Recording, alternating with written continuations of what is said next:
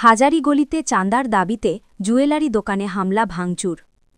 পূর্বশত্রুতার জের ধরে জুয়েলারি সমিতির সভাপতির নির্দেশে তার শালক অপু ও পিকলুর নেতৃত্বে একটি শক্তিশালী চোরাচালান চক্রের সদস্যরা হাজারীগলির আর.এস. জুয়েলার্সে ৫ কোটি টাকা চাঁদার দাবিতে হামলা চালায়।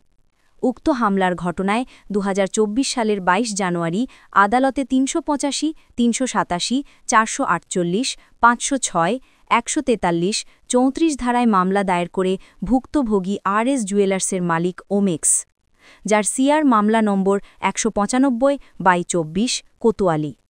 উক্ত মামলার অভিযুক্তরা হলেন হাজারী লেইনের বাসিন্দা স্বপন বণিক প্রকাশ কালুর ছেলে সুগন্ধা জুয়েলার্সের মালিক পিকলু কুমার বণিক ও একই এলাকার রতন বণিকের ছেলে অপু জুয়েলার্সের মালিক অনুপম বণিক প্রকাশ অনুসহ অজ্ঞাত ১০-১২ জন। মামলা করার পর আমাসিদের ভয়ে পালিয়ে বেড়াচ্ছে মামলার বাদী আর.এস. জুয়েলার্সের মালিক ওমেক্স। জানা যায়, নিউ আর.এস. শিল্পালয় নামক একটি জুয়েলারি দোকানের মালিক রনেক্স ধরের সাথে একটি স্বর্ণ চোরাচালান চক্র দীর্ঘদিন যাবৎ দুবাই, চট্টগ্রাম, কলকাতায় স্বর্ণ পাচার করছিলেন। স্বর্ণ চোরাচালান ও পাচারকারী দলের গডফাদার সুগন্ধা জুয়েলার্সের মালিক পিকলু বণিকের সাথে রনেক্স ধরের সাথে ব্যবসায়িক কোন্দলের কারণে রনেক্স ধরের কর্মচারীদের মাধ্যমে কোটি কোটি টাকা হাতিয়ে নেয় পিকলু বণিক।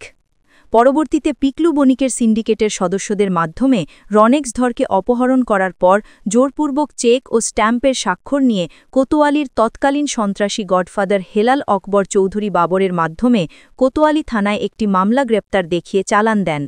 দীর্ঘদিন জেল খেটে জামিনে মুক্ত হয়ে পুনরায় ব্যবসা শুরু করেন নিউ আর.এস. শিল্পালয়ের মালিক রনেক্স ধর। পরবর্তীতে পুনরায় তাদের সাথে আবারও ভুল বোঝাবুঝি হলে দোকান বন্ধ করে পালিয়ে নিরুদ্দেশ যান রনেক্স নিরুদ্দেশ হওয়ার পর চোরাচালান চক্রটি তাদের কোটি কোটি টাকা আত্মসাৎ করেছে মর্মে প্রচার করে। কিছুদিন পর রনেক্সের ছোট ভাই ওমেক্স ধরের আর.এস. জুয়েলার্সে ৫ কোটি টাকার দাবিতে হামলা চালায় চোরাচালান চক্রের সদস্যরা। উক্ত ঘটনায় একটি মামলা হলেও উক্ত মামলা এখনও চলমান রয়েছে। উক্ত ঘটনার বিষয়ে হামলার শিকার আর.এস. জুয়েলার্সের মালিক ওমেক্স ধর আমার কাছে হাজারীগলি তথা চট্টগ্রাম তথা বাংলাদেশের কোনো স্বর্ণের দোকানদারের সাথে কখনোই কোনো লেনদেনের বকেয়া ছিল না এবং বর্তমানেও নেই। আমার বড় ভাই রনেক্স ধরের সাথে আমাদের পারিবারিকভাবে বিরোধ হয়েছে বিগত ৭-৮ বছর পূর্ব থেকে। তিনি আলাদা দোকান দিয়ে ব্যবসা পরিচালনা করেন। তাহার সাথে কে কি ব্যবসা করেছেন তা আমাদের বোধগম্য নয়। তাহার সাথে কারা ব্যবসা করেছে কি করেছে তাও আমরা জানি না।